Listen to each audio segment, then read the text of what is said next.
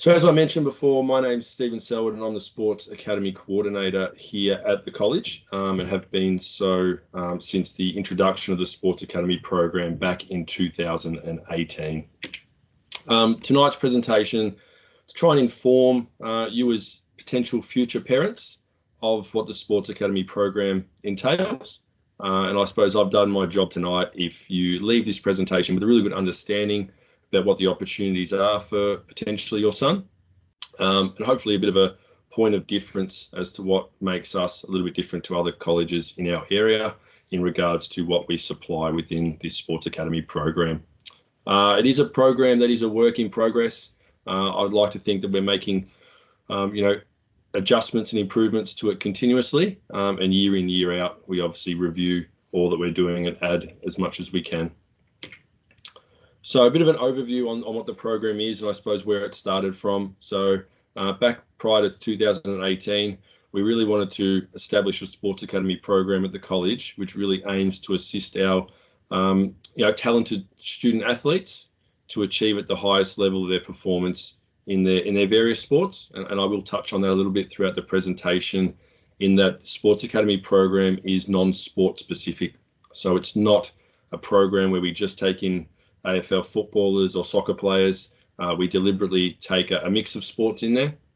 And it is very much tailored towards not only their sports performance, but also their personal education and vocation development. So, there's a bit of a thrown around statistic or term within sports academies that approximately 2% of athletes in any sports academy program become professional athletes, which is obviously a really small number. It's not a surprising number, but I would like to think that hopefully by the time we've worked through this presentation, you can see where we've really made an effort to essentially, and in many ways, tailor the program to the 98% of students who won't become a professional. We definitely hope there are some that do, and I'm sure there will be. But obviously, if we're not tailoring the program to that other 98%, we're obviously missing a fairly big mark. So the students in the Sports Academy program are placed into academy classes, which consist of only Sports Academy students. That does not mean that they don't mix with the rest of the cohort. That definitely happens throughout elective subjects and things like that, but they do, for the most part, spend a lot of their time in their class with the Sports Academy students. They complete a tailored PE program during both practical and theory lessons, very much with a focus on athletic and athlete-specific topics. So they definitely do some of the mainstream PE program, but definitely, as you'll see later on, we've tailored it to some specific athlete topics. Students in the program have extra time dedicated in their weekly timetable, particularly year 7 to 10. All the Sports Academy program occurs during normal school timetabled hours. And again, we'll touch on that a little bit later on.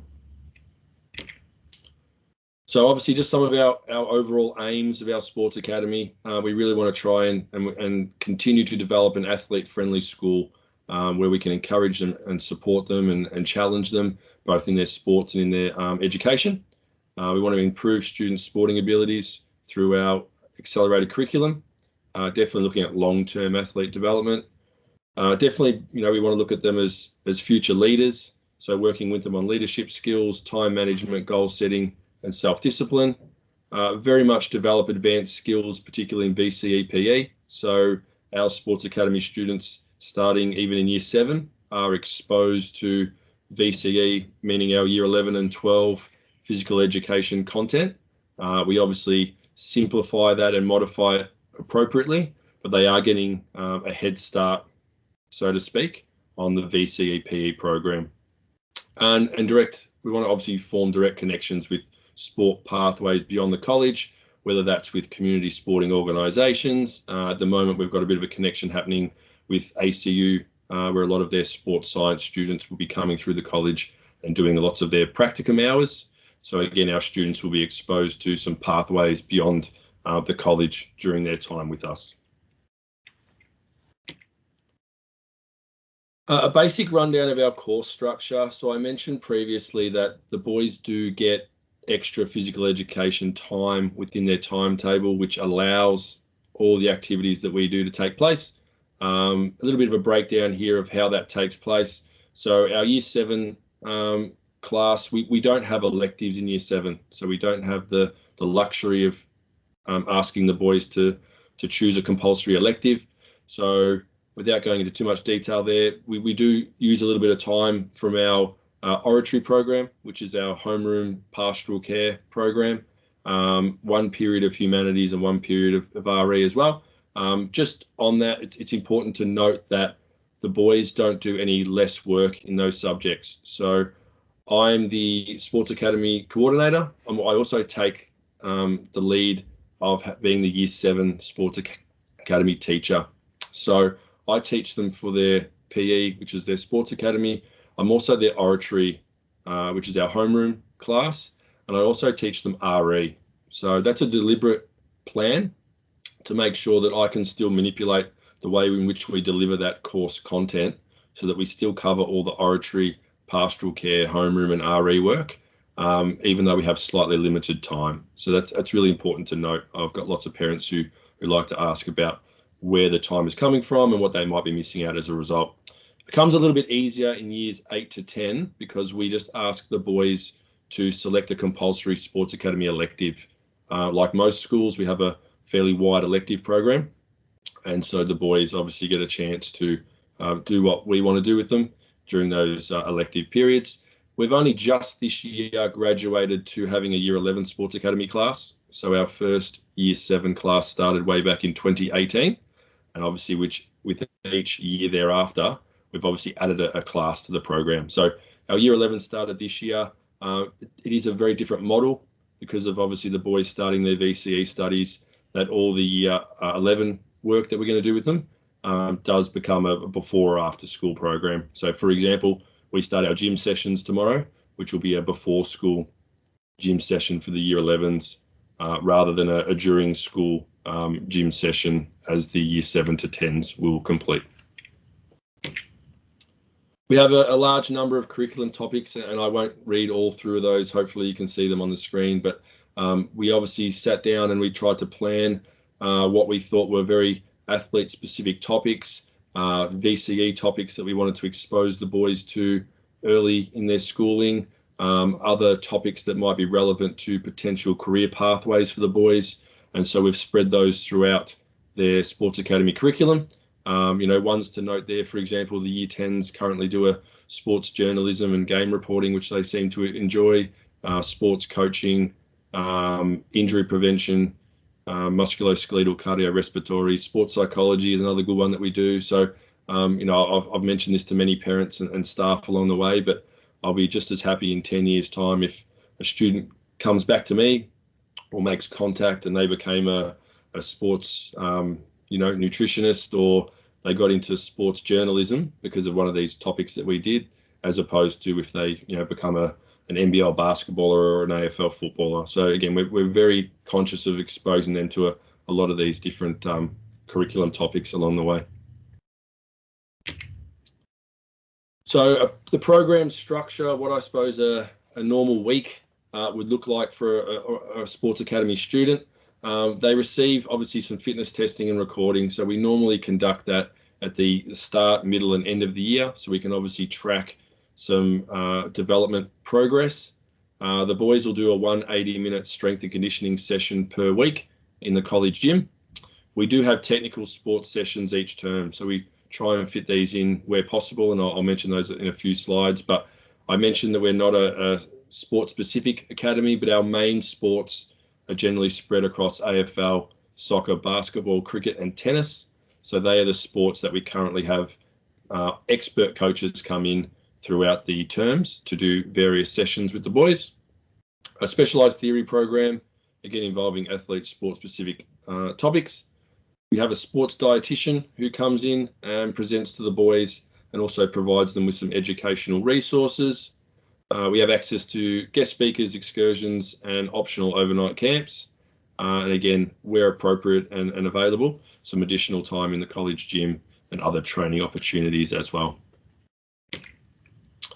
So our strength and conditioning, as the previous slide mentioned, is obviously an 80-minute session per week. So it's probably the main aspect and the most consistent aspect of our sports academy program.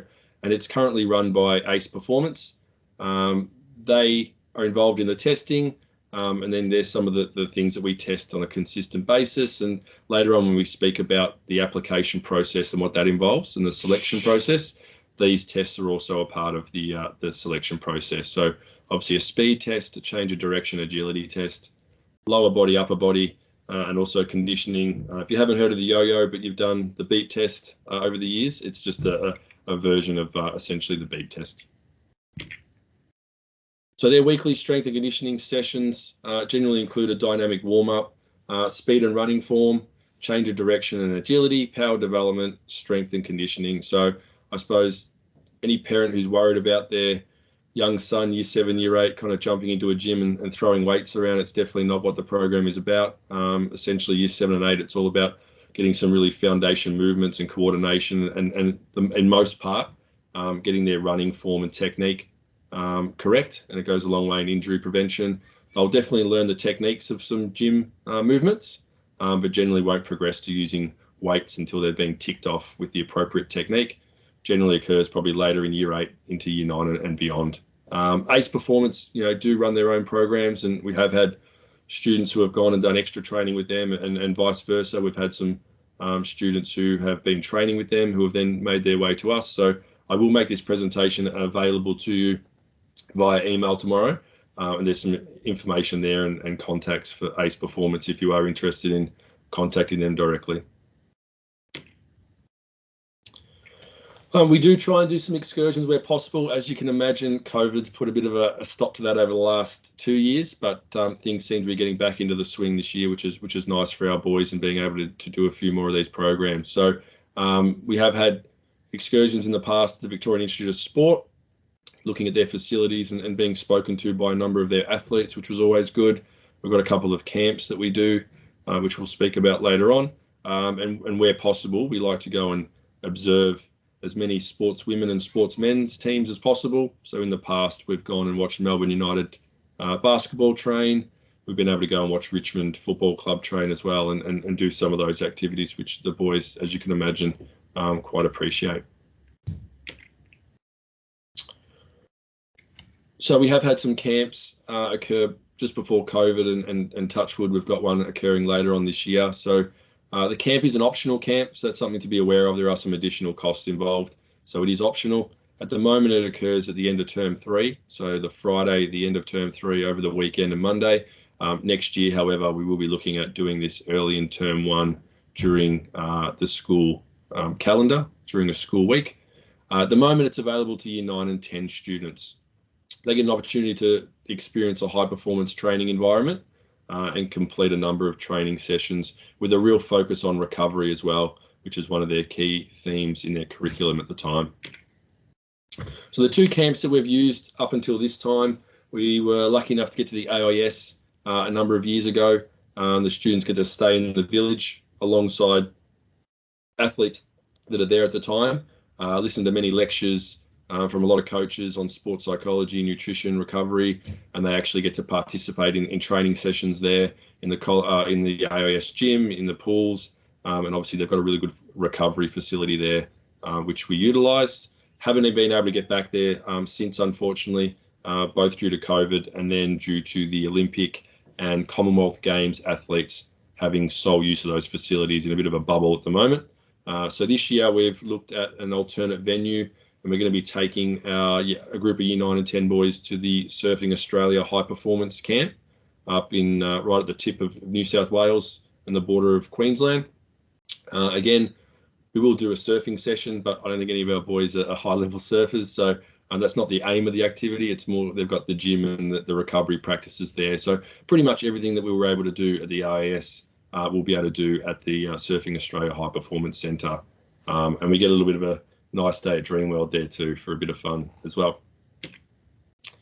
Our sports dietitian within our Sports Academy program is Ola Luchak. So she works at a number of different areas, the main one being the Maribyrnong Sports Academy over in Maribyrnong. She works there 3 days a week. and she's had a lot of experience, whether it's with Tennis Victoria, St Kilda Football Club, and Melbourne Victory being another couple of clubs that she's worked with and athletes. So she comes in and presents to the boys and does some workshops. We have had some parent information sessions as well. At the moment, she does a lot of work with the educational resources too. So every fortnight, both the students and parents get emailed a new kind of tip. So, for example, the one that went out this morning was all about post-exercise recovery. So some information to parents on some ideas and some suggestions on some really easy, I suppose, foods that can be easily transported to a training facility, doesn't require refrigeration and things like that the boys can use straight after their exercise, their session or their game to promote recovery and get that recovery process started straight away. She also sends out kind of newsletter articles, recipes, and things like that, which is really good. There's just a couple of examples there of a recipe she sent through, and kind of an example of kind of two fact sheets. The fact sheets for the students are quite basic and a bit more visual. As you can imagine, if we're giving it to year 7, year 8 students, they're probably not likely to read a massive thesis of information. So a bit more visual for them, which they enjoy. Whereas the parent tip or information sheet will be a bit of both. It'll include yes, some visuals, but it'll also include a little bit more information in the background about why she's suggesting certain things. We have a bit of a sports psychology aspect in year 10 in particular. So we are lucky enough to have guest speakers come in from time to time. So Melissa Weinberg is one of those, currently on maternity leave, but will be back presenting with us once she's back at work. But obviously, like a lot of our areas, we kind of have these as recommended providers. So they come in and obviously present to the boys and I suppose assist and add to the curriculum that we provide. But at the same time, we have their details, and if a student in particular, for example, felt the need to need some sports psychology help outside of the college, then obviously they're there to potentially provide that if families make contact. Another addition to our program this year was a similar link with a sports physiotherapy.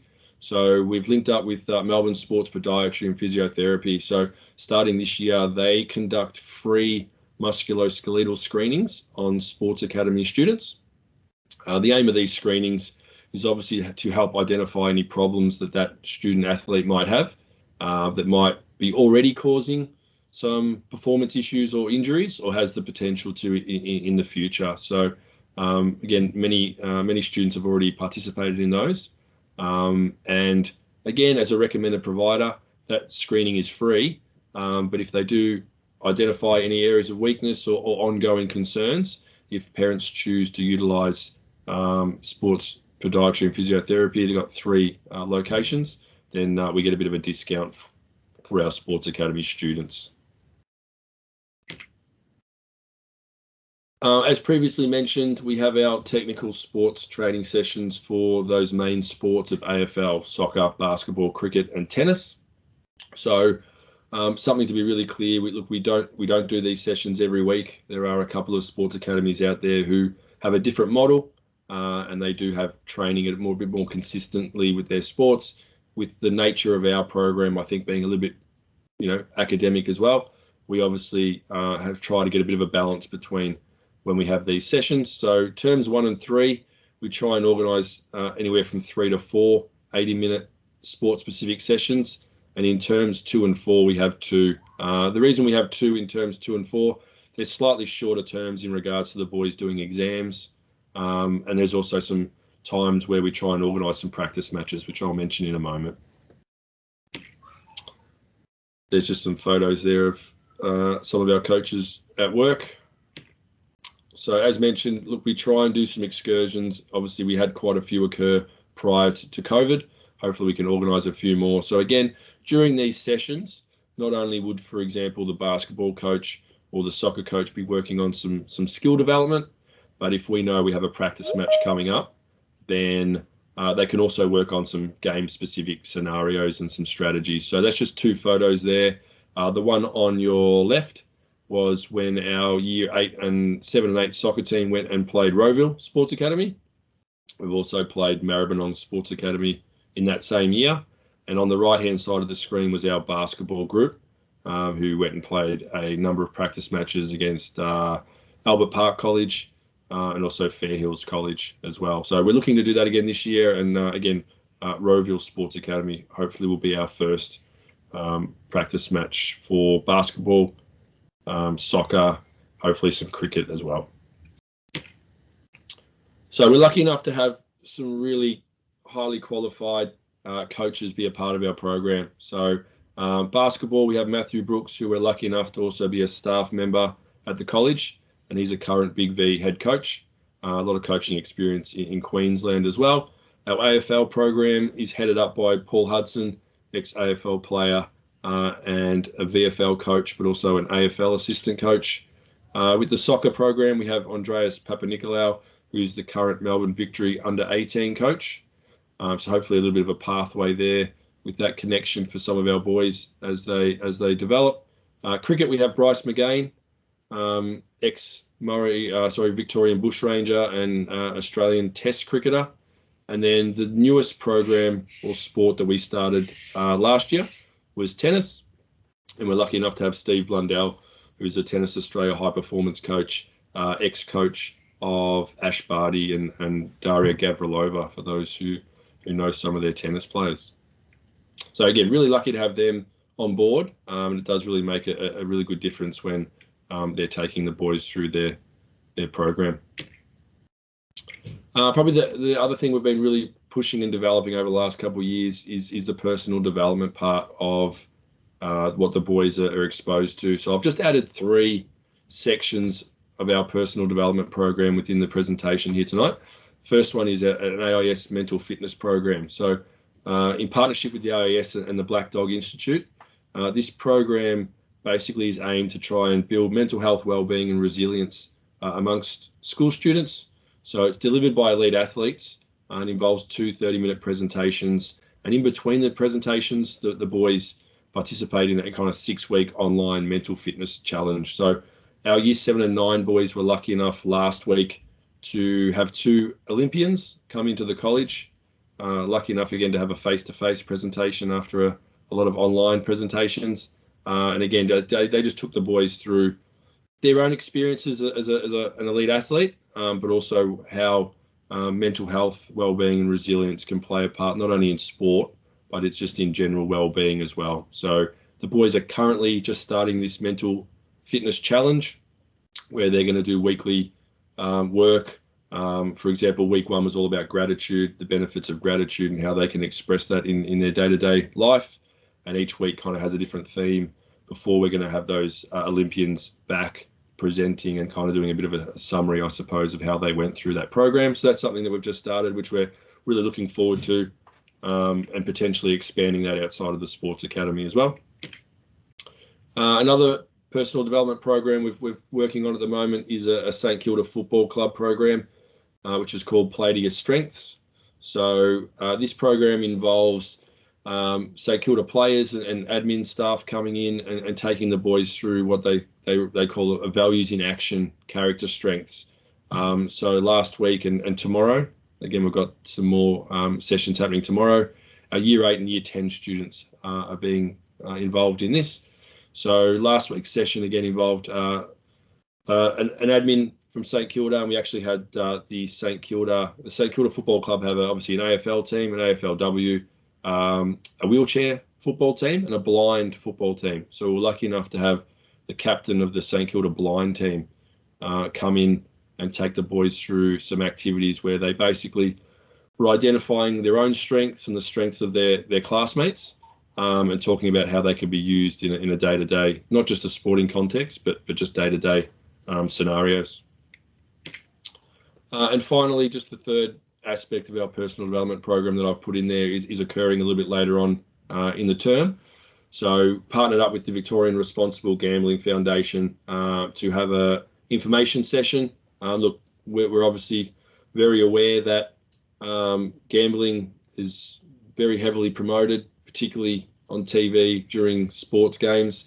So it is getting probably harder and harder for students to obviously shy away from those advertisements. So just a recent study basically indicated that almost 1 in 3 students reported they'd gambled at some time in the past, and the prevalence of ever gambling was higher amongst elderly males, students, I should say, elderly male students compared to female. So, myself and my staff in the sports academy are well aware of particular boys that you hear that are already gambling, which is of a bit of a concern.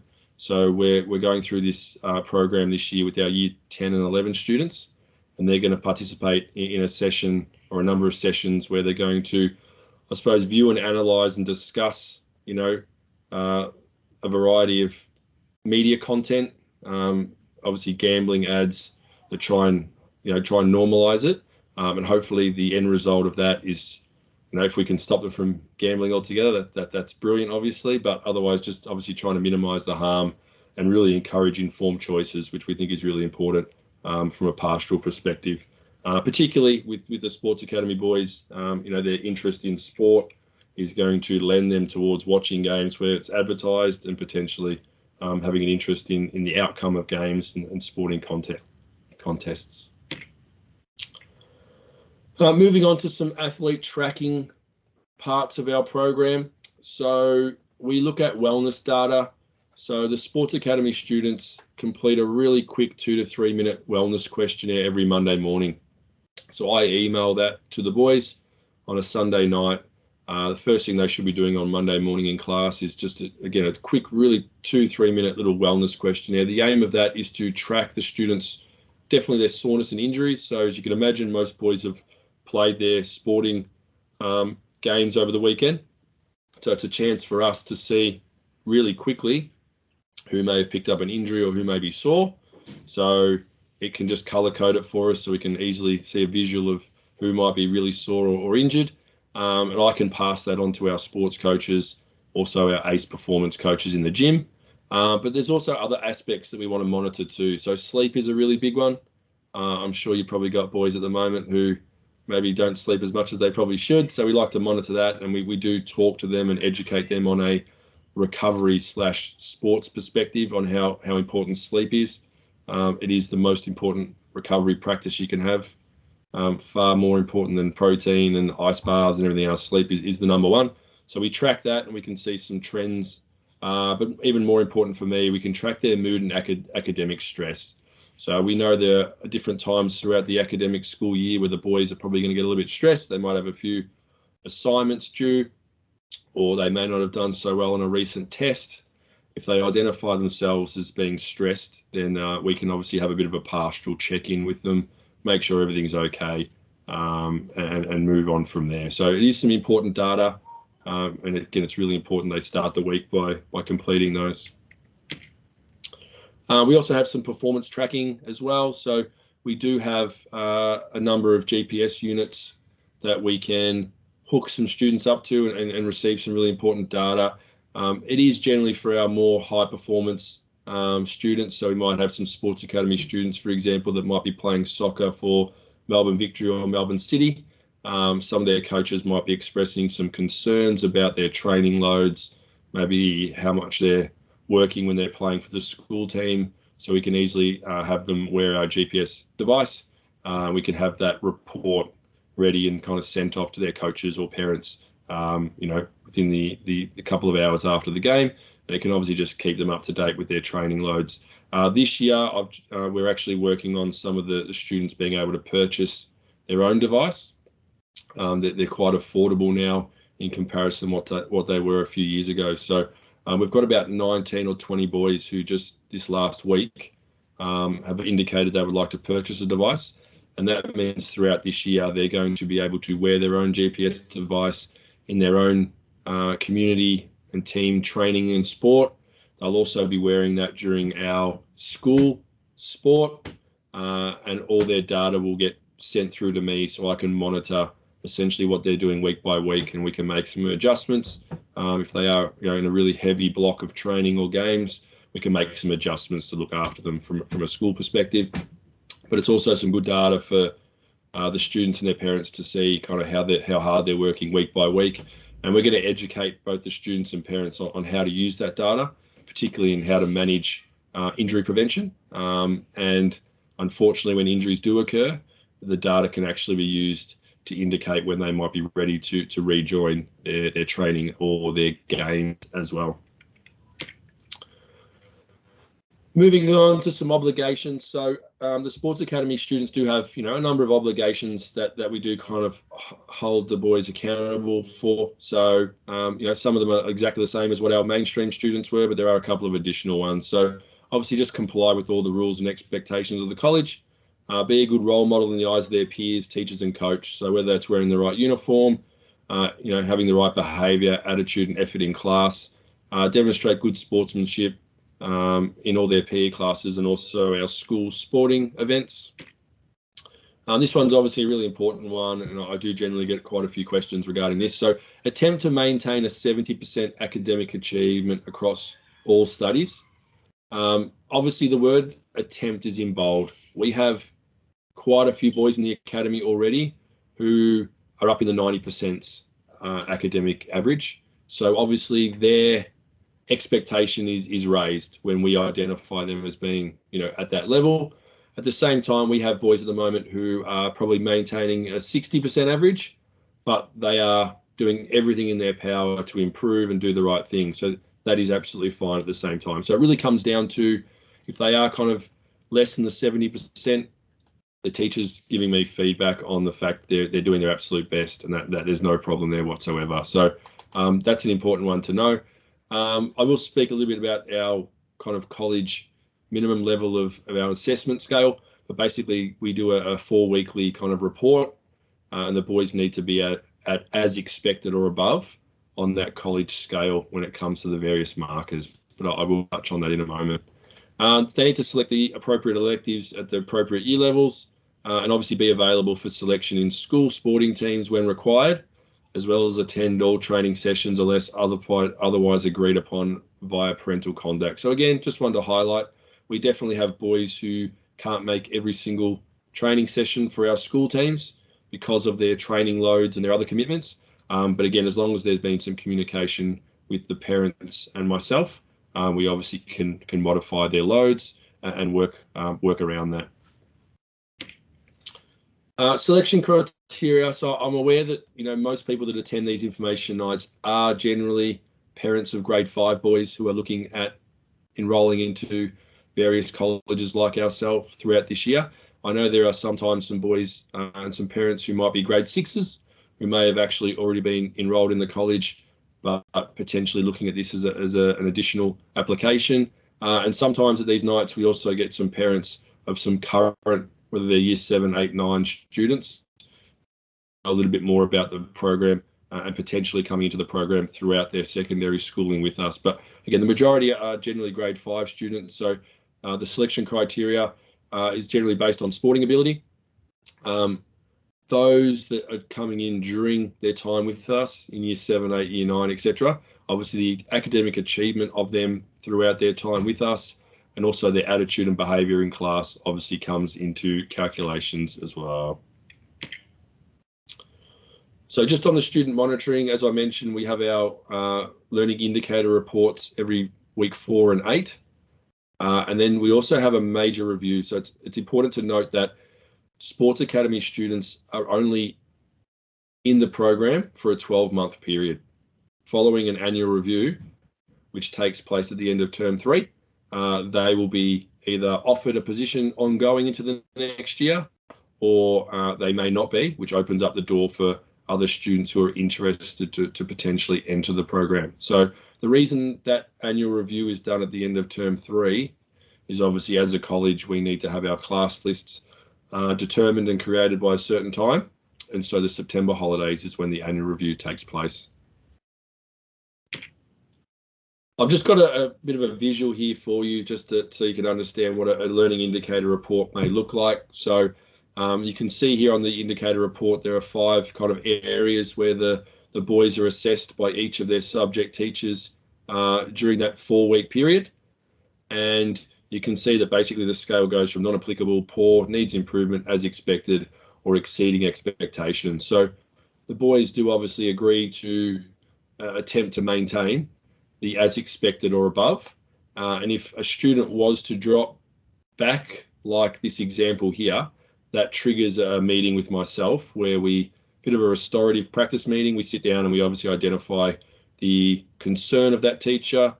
We reflect upon where that concern is raised, who it's affected, and we make a bit of a plan for the next 4 weeks on how to rectify that issue to ensure it doesn't become an ongoing concern. And that form that we fill in is also passed on to the student's teacher, so they're aware within the actual classroom environment what that student is aiming to do.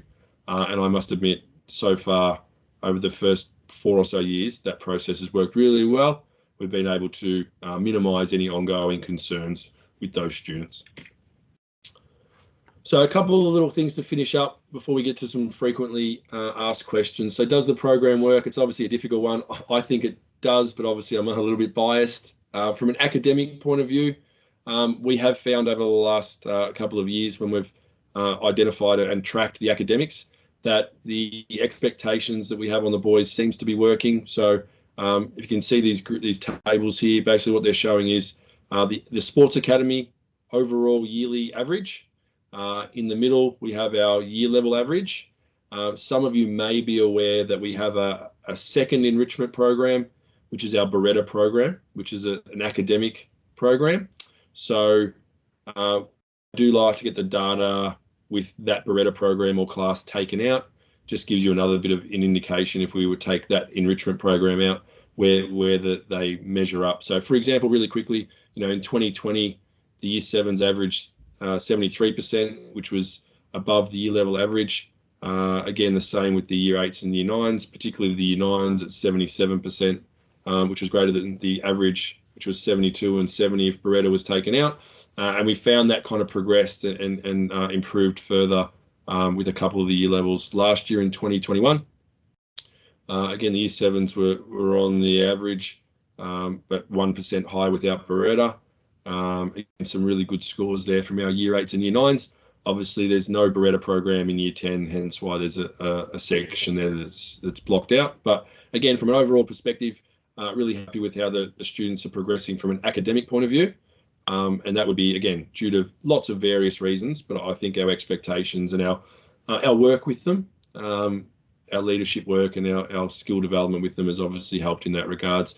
From a sporting perspective, it's been a little bit hard because we've hardly had any school sport due to COVID over the last couple of years. We had a really good year back there in 2019, as you can see, and it's actually been a real shame that we haven't been able to have some consistent school sport years following that, because I think they would have developed further, and we're looking forward to what they can achieve this year. Last year, for example, we were lucky enough to just get our soccer and AFL seasons completed, and our year 7 soccer were runners up, which was a bit of a highlight there. The other, aspect to that, when I look at whether the program's working, so in the 5 years that we've had the program now, we've already had 15 siblings come through the program. So from my point of view, I'd like to think of that as being a bit of an indication that the program is working and that the parents are really happy with it, that they're obviously happy for their younger sibling to also apply and come through the program. So yeah, 15 already, and we have 3 current grade 6s who have applied, who are siblings of boys in the program as well. So that number of 15 might climb to 18. So that's, again, like I said, an indication from myself that I think that parents overall are really happy with what the program's providing.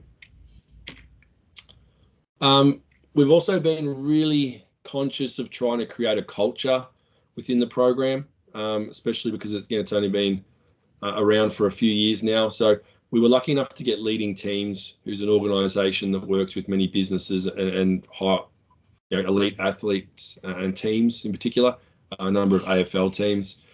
They came in start of last year and worked with the boys to create their own kind of trademark. So it wasn't teacher driven. We got to stand back in the corner of the room and watch the boys facilitate the program. And this trademark here is something the current boys know pretty well.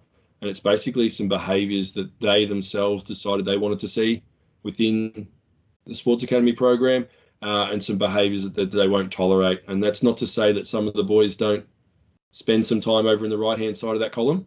But obviously we talk to them about obviously making sure they spend as much time on the left-hand side demonstrating the behaviours that they want to see, and trying to minimise the time they spend on the right-hand side. And again, they're challenged every single day to make sure they model those right behaviours. And a really challenging thing for, 14, 15, 16-year-old boys is to try and challenge the counterproductive behaviours. So, and we have seen it from time to time when the boys will actually kind of monitor themselves rather than have to always come from a teacher, which is always nice.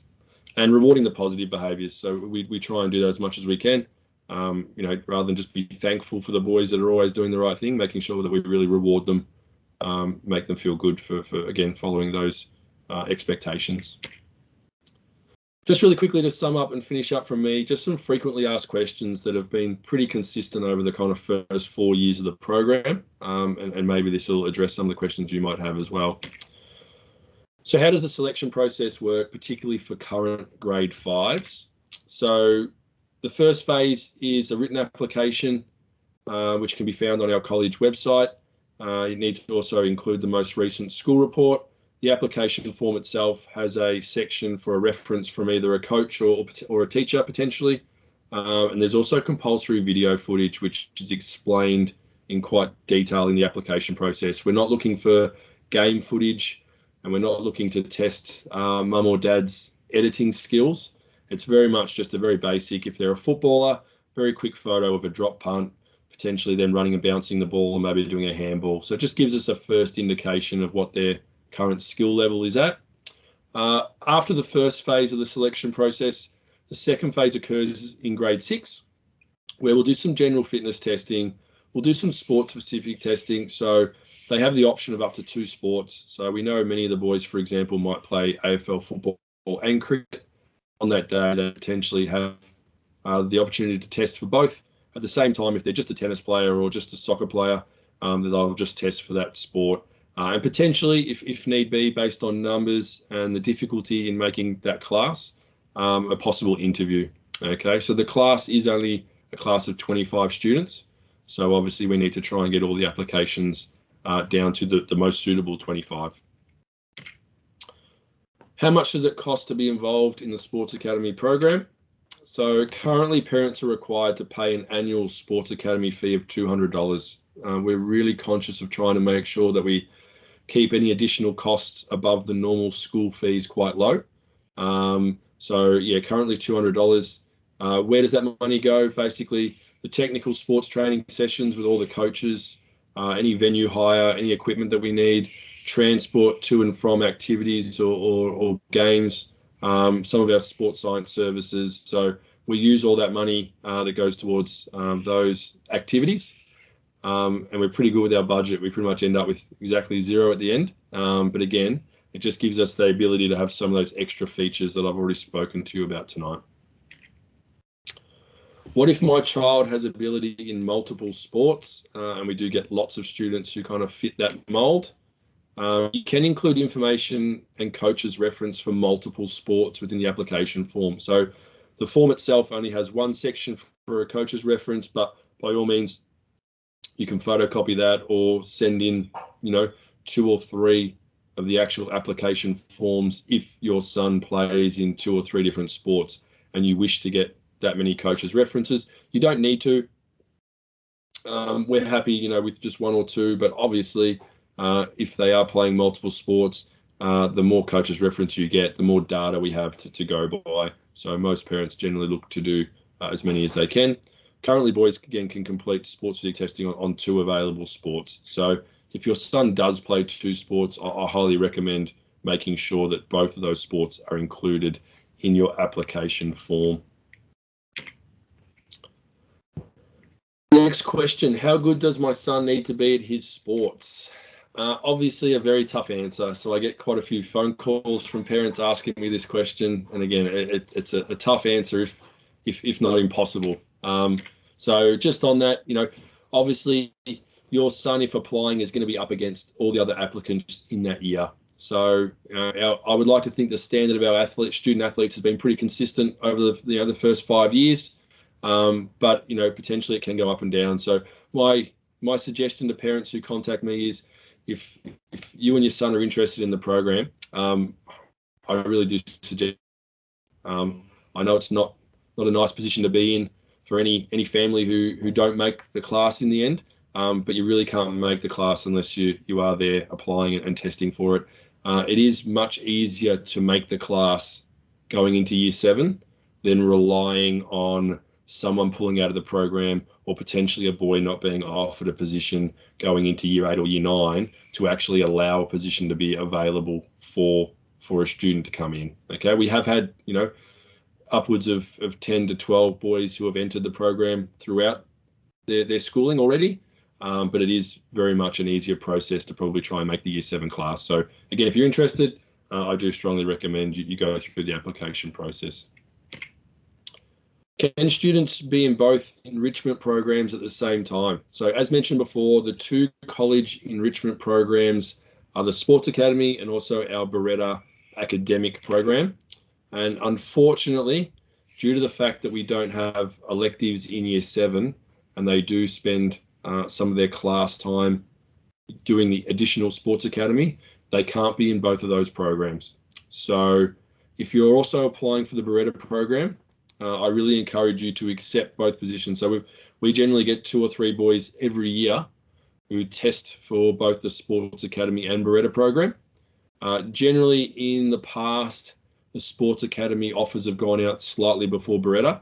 So what I would encourage you again is to accept the Sports Academy offer, but obviously if you're then given a Beretta program offer, then you've got to weigh up.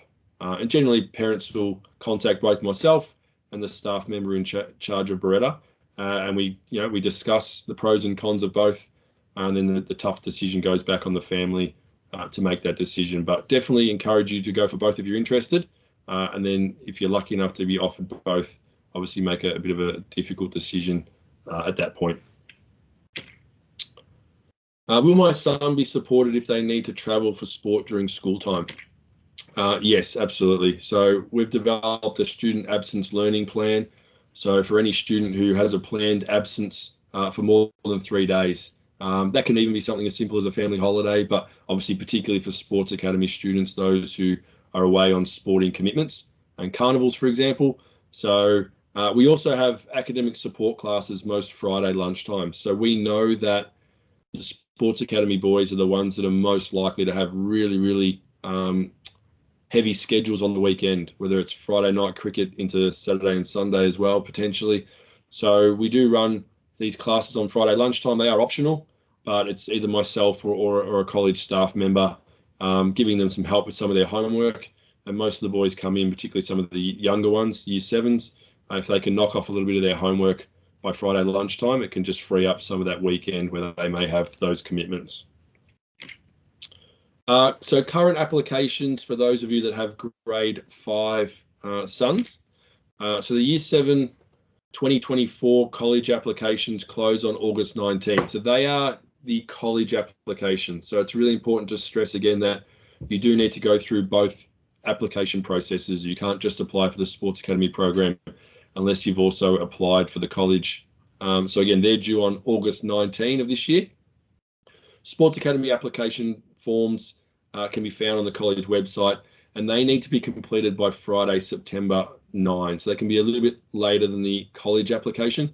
We generally just give you a little bit more time for anyone who potentially needs that time to do some of the video footage, potentially contact me with any questions you might have, seek and get some feedback from your coaches, etc. I am going to stop sharing, and I'll just put my contact details up. Most of you will be aware of the contact details through your registration for tonight, but I'm just going to leave that up for a second before I do stop sharing and hopefully take a few questions potentially in the comment section or from you. I'm aware of time, and we're getting close to 8 o'clock. But if you do need to contact me, the college phone number is there on the screen, so 98072644. More than happy to take your phone call at any time, particularly if you have any additional questions that you may not get a chance to ask now over the coming weeks. My email's there as well, which you'll also find on the college website, an application form if you have any queries that you want to email me as well. But again, I will send this presentation through via email tomorrow, so you'll have access to that at the end of the presentation.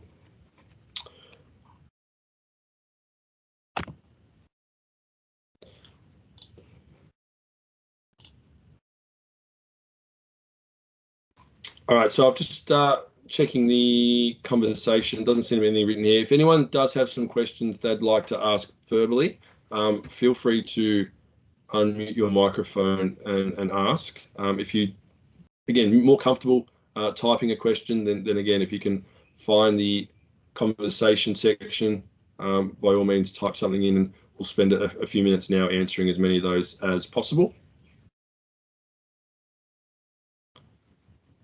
I'm typing right now, so we'll just sit tight. All right, so first question, how many students get into the program in year 7? So at the first 5 years of the program, we've had a class of 25. So we generally test about 45 students. That's probably the most we've had on the actual testing day. So from 45 to 50 students, we've been able to essentially halve that to get the most appropriate numbers. Again, that's not to say that I potentially might have to have a conversation with our principal, Mark Ashmore, in a given year where the enrolments and the applications are at a much greater level and the standards at a higher level. I'm sure that that'll be a conversation for us to have in regards to potentially at some stage having 2 classes. But in the first 5 years so far, it really has been a nice number of 25, which based on the standard of the boys has probably been the right number.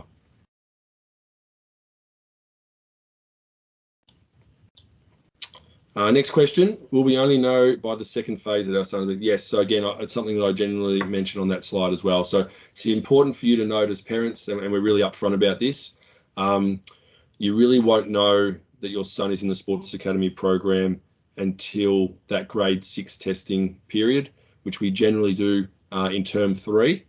And so by that stage, you would already have been offered a position at the college as a parent of a grade 5.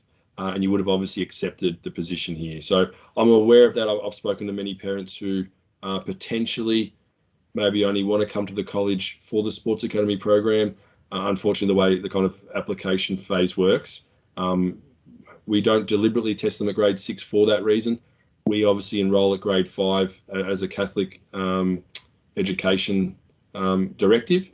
I'm really aware of, I don't really want to test the sporting ability of a grade 5 when I know that there's a massive amount of development occur at any age, but particularly the 6 to 8 to 9 months from when they're a grade 5 going into grade 6. So that's the reason why essentially I test the grade 6s, but it does mean that you have essentially committed to being a Salesian student prior to that second phase. Yeah, thanks for that question.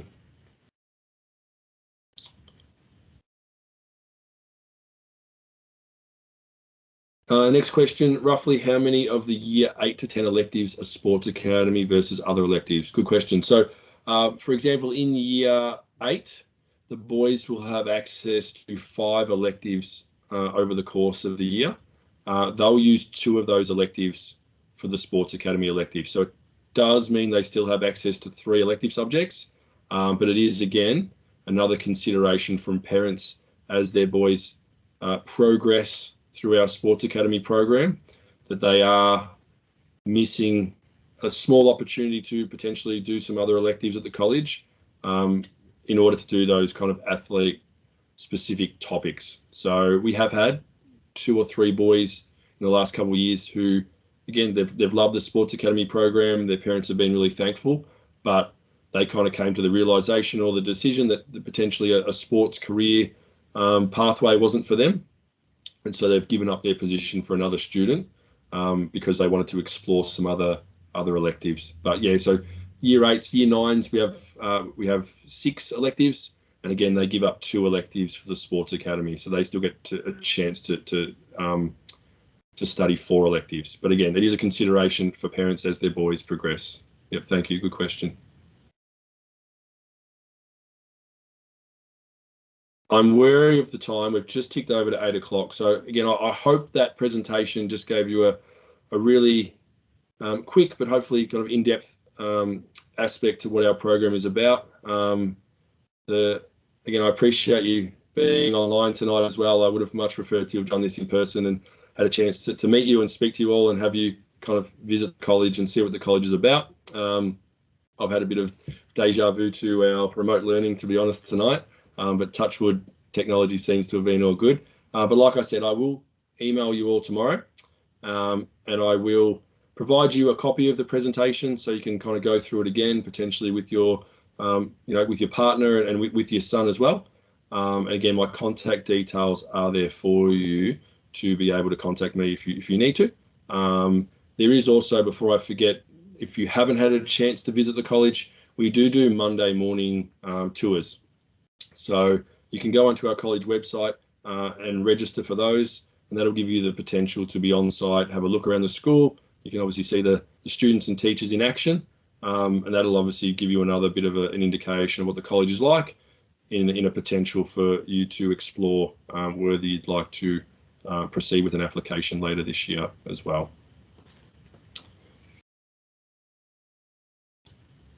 I will just wait 1 second. We're getting a couple more people typing, and then we'll wrap up the evening, and I won't take up any more of your time. I will too. So I know this has been recorded. So again, I know that I explain and discuss things that aren't necessarily on the PowerPoint presentation. So please be aware, I will share the recording. The first 10 or so minutes is, you can fast forward that if you can, because again, I started the presentation nice and early just to make sure everything was going, but I will share the presentation. You can use that as well. Again, please just Mark Ashmore, college principal, just written a bit of a notice there too. So just thanking you, like myself, for your attending tonight. And again, we really do look forward to welcoming you as a part of our community. And like I said, please contact me if you have any other questions along the way. So again, thank you. Won't take up any more of your time. Appreciate your time and effort. And like I said, please get in touch if you need to. Thank you.